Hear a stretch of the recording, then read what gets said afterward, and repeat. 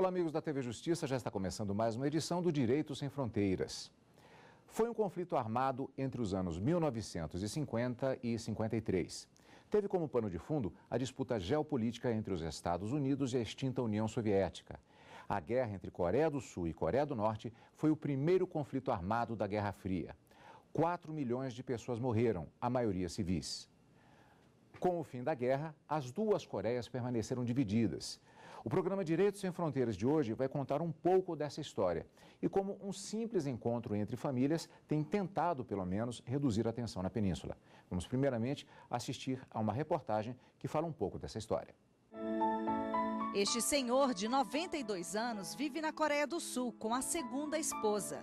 Ele deixou sua primeira família na Coreia do Norte há mais de meio século após passar pelo horror da guerra.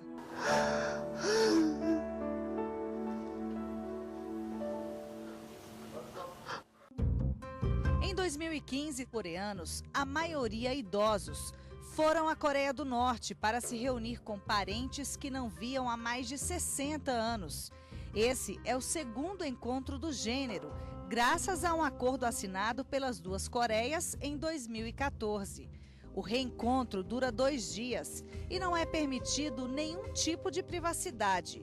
65 mil pessoas aguardam na fila. Para falar a respeito desse tema, os nossos convidados aqui nos estúdios da TV Justiça, o professor Antônio Barbosa, doutor em História, e Roberto Cidade, mestre em Direito. Muito obrigado pela participação de ambos aqui nos estúdios da TV Justiça. Eu gostaria de começar perguntando a respeito de um aspecto que foi até conversado antes do início do nosso programa de hoje, que me pareceu bastante interessante, a seguinte colocação, e que se refere não apenas a esse caso da Coreia do Norte e da Coreia do Sul especificamente, mas a outros momentos históricos. Existe a questão da legislação internacional, direitos humanos, mas também, como vimos bem claramente nessa reportagem, uma questão relacionada até aos sentimentos de uma própria sociedade, além dos seus respectivos indivíduos. E a história ela tem demonstrado, de uma maneira ou de outra, essa sociedade especificamente, ela tem um encontro marcado com essa questão pseudo-tarde. Eu tenho a impressão que nós temos vários exemplos no mundo contemporâneo que atestam isso. O que nós vamos aprendendo é que soluções artificiais, e por soluções artificiais eu digo, por exemplo, a criação de países, de estados nacionais não existentes, ou a divisão de estados nacionais pré-existentes, essas soluções artificiais tendem a se esgotar. Ou seja, há um limite, e esse limite é dado, sobretudo, pelo caminhar das próprias sociedades, portanto, das próprias populações atingidas. Nós podemos falar, por exemplo, do caso da Alemanha, que se reencontrou consigo mesma.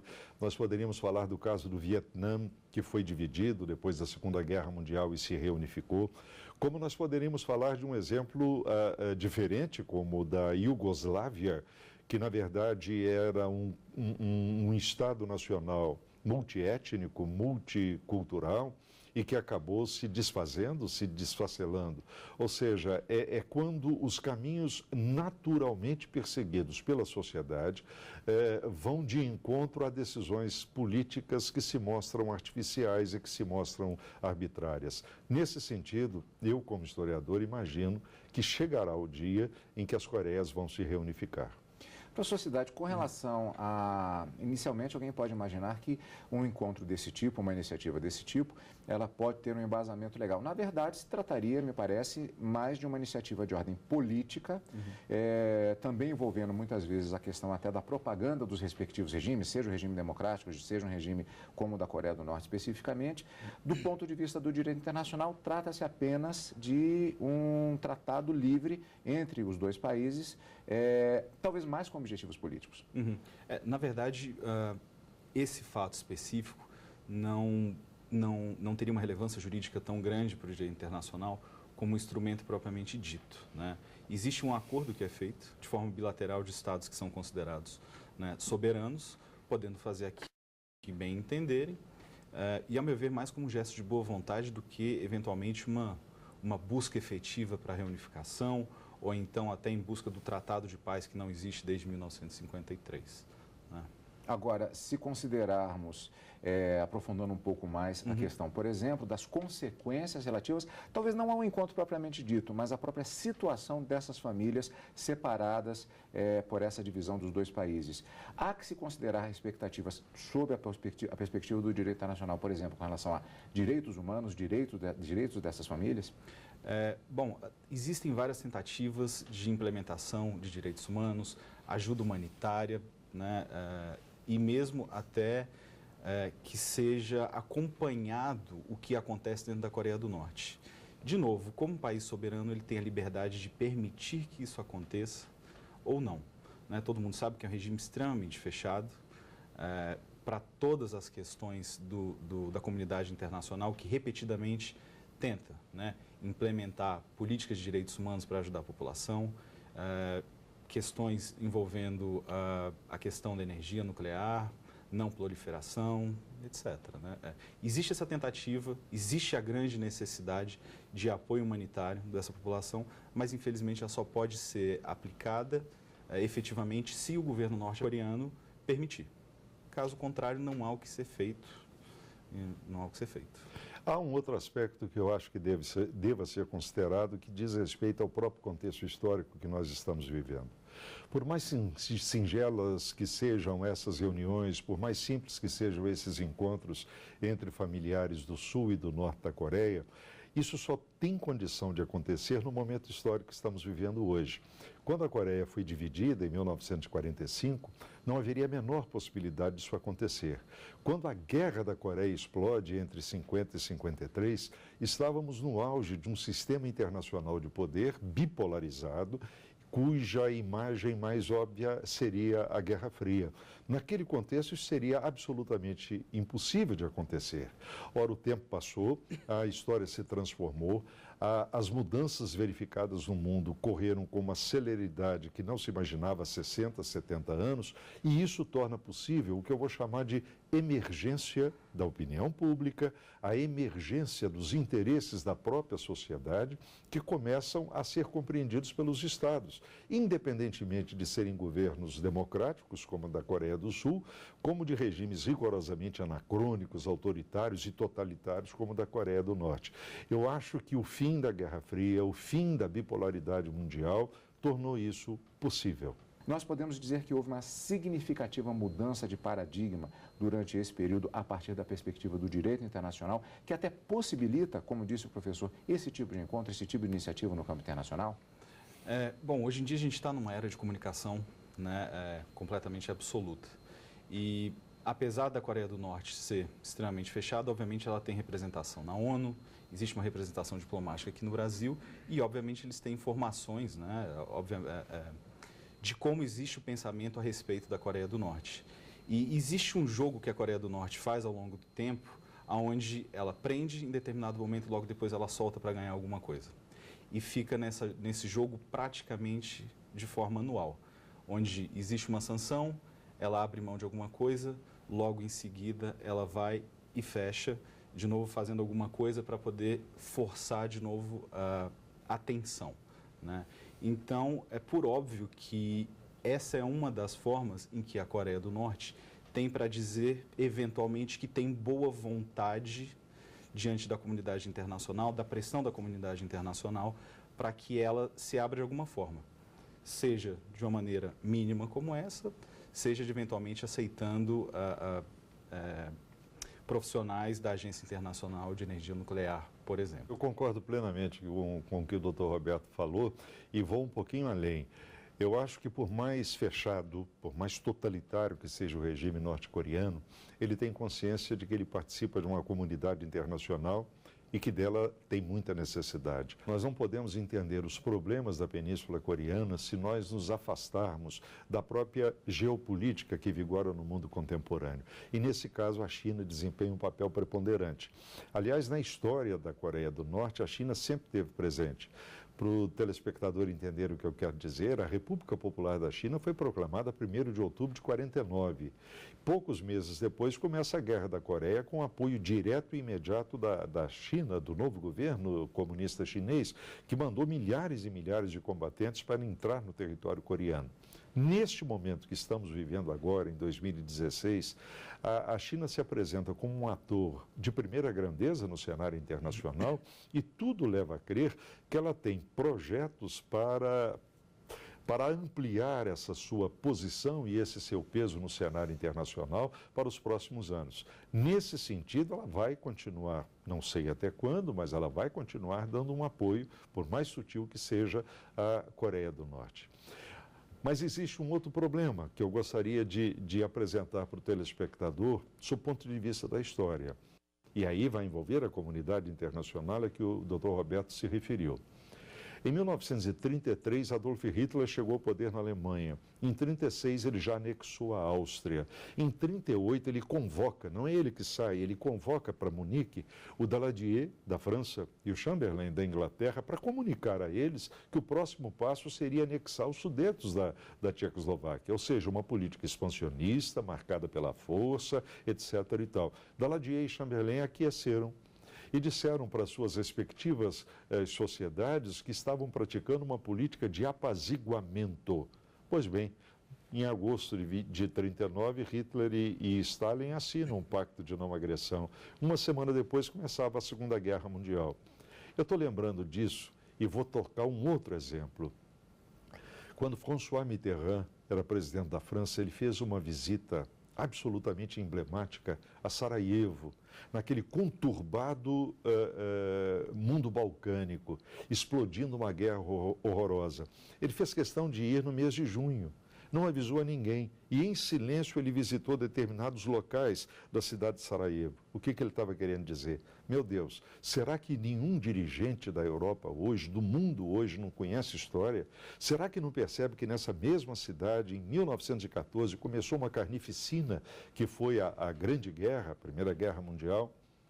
Hoje eu me pergunto até que ponto a sociedade internacional, sobretudo a sociedade política internacional, não vai tomar decisões, digamos, atitudes mais concretas em relação ao perigo, como foi lembrado pelo Dr. Roberto, com o qual eu concordo, ao perigo potencial, não apenas para aquela região, não apenas para o Extremo Oriente, mas para o mundo inteiro, de um regime completamente anacrônico, autoritário, totalitário, possuir um arsenal nuclear e, ao que tudo indica, com um grau de sofisticação que torna a coisa mais séria. Eu quis dizer o fenômeno histórico de 1938, de Munique, para lembrar que estamos vivendo uma situação parecida. Não é que a Coreia do Norte queira invadir outros territórios. Isso não faz sentido no mundo de agora. Mas ela pode fazer uso, num momento de insanidade absoluta, desse tipo de armamento. Eu já tenho uma pergunta sobre isso, como uma referência cinematográfica, que vamos fazer daqui a pouquinho, quando nós voltarmos depois de um rápido intervalo, falando a respeito da tensão entre Coreia do Sul e Coreia do Norte. Não saia daí.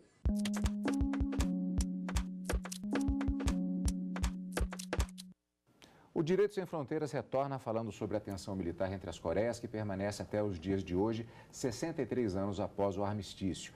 Recentemente, a Coreia do Norte realizou o seu 5º teste nuclear, definido pelos serviços de inteligência dos países ocidentais como o mais potente até o momento.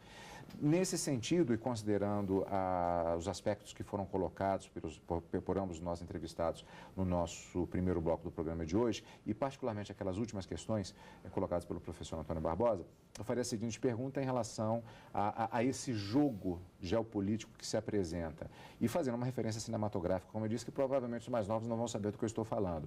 Um filme de Peter Sellers, com Peter Sellers nos anos 50, que era O Rato que Ruge. Pesquise depois, que vale a pena, o filme é muito bom. Pelo próprio título, aí vem exatamente a pergunta. Na verdade, a Coreia do Norte é muito mais do que um rato que ruge. E talvez ela faça questão de demonstrar isso com muita clareza para o mundo inteiro. Mas está rugindo. E ao rugir, na verdade, se transforma num perigo potencial para todo mundo, não é? Eu tenho medo hoje de falar de usar essa espécie de metáfora, porque eu me recordo de uma outra próxima à Coreia do Norte, de um país limítrofe, que é exatamente a China. Lembra-se quando a gente dizia que a China era um tigre de papel? Pois é, a China deixou de ser papel há muito tempo e se transformou num tigre, embora tenha até o presente momento recolhido as suas garras. Há uma manifestação já da Agência Internacional de Energia Atômica dizendo que esse teste nuclear é uma clara violação das resoluções do Conselho de Segurança da Organização das Nações Unidas. O que dizem essas resoluções? Essas resoluções, a mais famosa de todas é a resolução número 1718 do Conselho de Segurança, salvo engano, depois do primeiro teste nuclear, né? A Organização das Nações Unidas é uma organização internacional, mas que não tem força efetiva para poder fazer valer as suas resoluções. Então, é praticamente como uma carta de intenções, né? Essas cartas, essas resoluções repudiam os atos, relembram determinados tratados que são violados. Lembrando que a Coreia do Norte já entrou no Tratado de Não Proliferação, já saiu, promete que vai entrar, promete que vai sair repetidas vezes, né? Então, por exemplo, nesse caso, a ONU recomendou que retornasse imediatamente a esse tratado,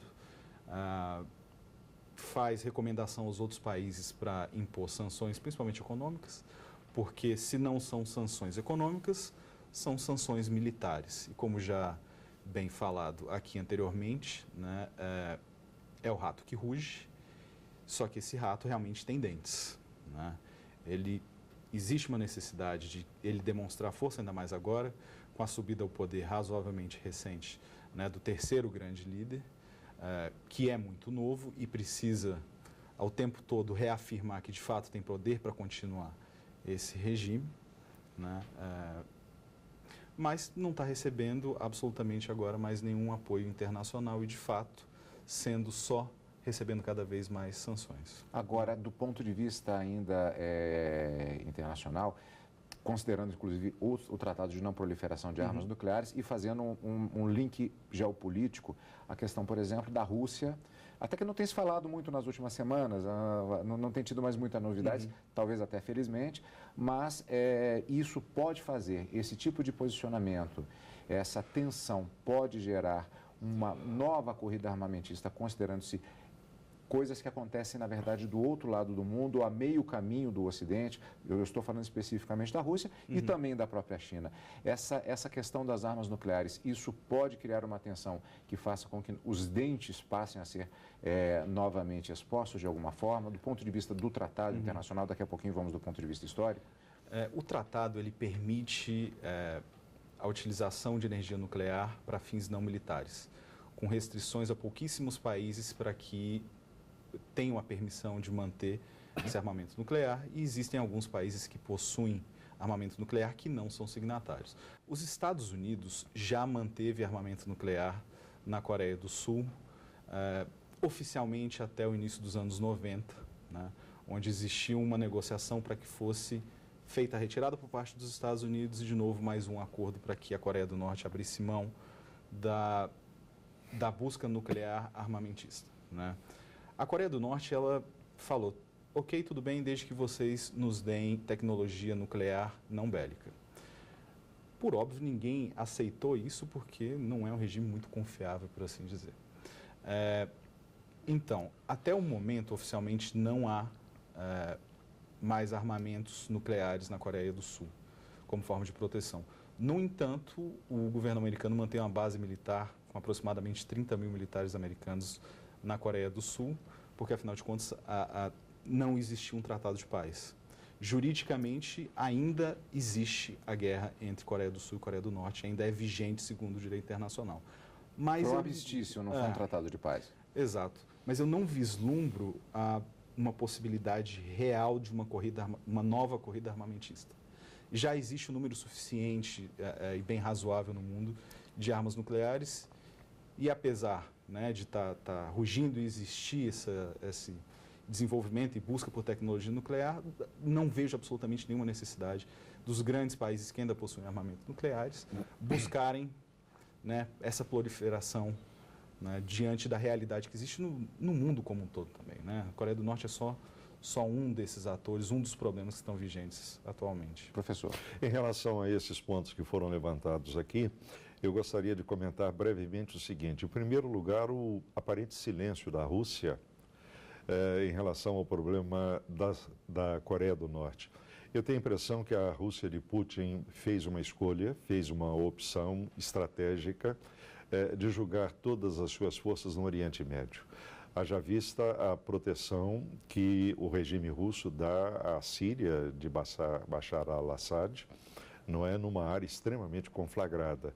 Nesse sentido, me parece que a Rússia reconhece que a influência a ser exercida na Coreia do Norte deveria caber basicamente à China e vai deixando isso mais ou menos de lado. Aliás, uma curiosidade, o início da Guerra da Coreia, em 1950, foi determinado, na verdade, pela Organização das Nações Unidas. Houve a invasão do Norte sobre o Sul, o país já estava dividido desde 1945, e a ONU, numa célebre sessão do Conselho de Segurança, aprovou uma resolução determinando que as tropas das Nações Unidas fossem organizadas para interferir diretamente no conflito.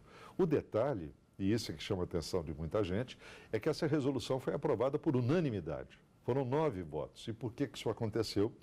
Porque a Rússia não estava querendo participar das sessões do Conselho de Segurança naquele momento. Quer dizer, provavelmente sabia o que ia ser discutido, o que ia ser votado, mas fez questão de não participar.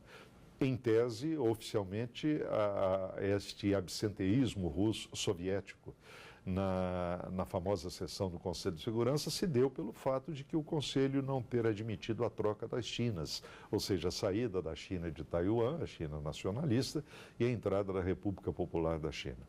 Eu acho que é essa a questão que se coloca hoje. Mas eu vou fazer, e é talvez uma veleidade da minha parte, porque o historiador trabalha, a matéria-prima do historiador é o passado. Eu vou talvez fazer um exercício de futurologia. Embora as informações que nós tenhamos sobre a Coreia do Norte sejam muito escassas, exatamente pelo isolamento total e absoluto do país, eu tenho a impressão que se um dia houver uma reviravolta na política norte-coreana e esse regime for colocado para correr, isso vai nascer de golpe por meio dos militares, ou seja, por alguma razão, em determinados momentos, as Forças Armadas compreenderiam o esgotamento do regime e o colocariam abaixo. Eu não vejo, pelo que nós sabemos, eu não vejo capacidade de mobilização da sociedade norte-coreana para se impor a esse tipo de regime. Então seria uma solução intra-corpus, não é? Ou seja, os próprios militares dariam um fim a esse regime. Para encerrarmos, o nosso tempo já está se esgotando, e voltando e fechando o círculo, voltando àquilo que foi falado no primeiro bloco, no início do nosso programa, que é aquele objeto da reportagem que nós assistimos. Iniciativas como aquela relacionadas às famílias que estão divididas na Coreia, esse tipo de encontro, apesar das restrições que são impostas, até a própria ONU, ela tem se manifestado sobre isso. Existe alguma influência ou isso está mais no nível do simbólico em relação a tudo isso que foi colocado em relação às duas Coreias? Eu tenho a impressão que é o simbolismo que fala mais alto. Aliás, se a gente parar para pensar, a vida de cada um de nós, individualmente visto, e a vida de todas as sociedades, não transcorre sem símbolos. Esses símbolos marcam a trajetória das sociedades. Há esse caráter simbólico, mas há um aspecto fundamental que é o humano. Ou seja, por mais simbolismo político que possa estar encerrando essa aproximação entre pessoas, é de pessoas que se trata. Ou seja, são seres humanos com afetos, com interesses, com pensamentos, com ideias, que estão conseguindo se reaproximar. Muitas famílias apartadas há mais de 50, 60 anos, tendo representantes, sobretudo os mais velhinhos, que estão conseguindo se locomover e se encontrar, apesar de todas as dificuldades. Então, há um aspecto simbólico, sobretudo no campo da política, em especial em relação ao contexto mundial. Mas há esse valor efetivo e afetivo que está envolvendo a vida das pessoas. Professor Cidade? É algo claramente simbólico, né?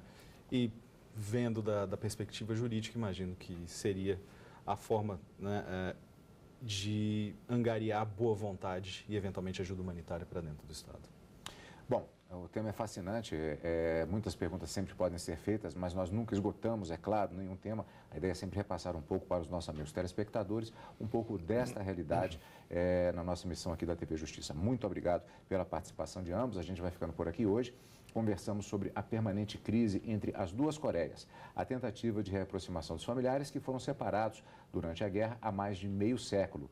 Participaram do programa professor Antônio Barbosa, doutor em História, e professor Roberto Cidade, mestre em Direito. E se você quiser assistir a esta e outras entrevistas, pode acompanhar no site tvjustiça.jus.br.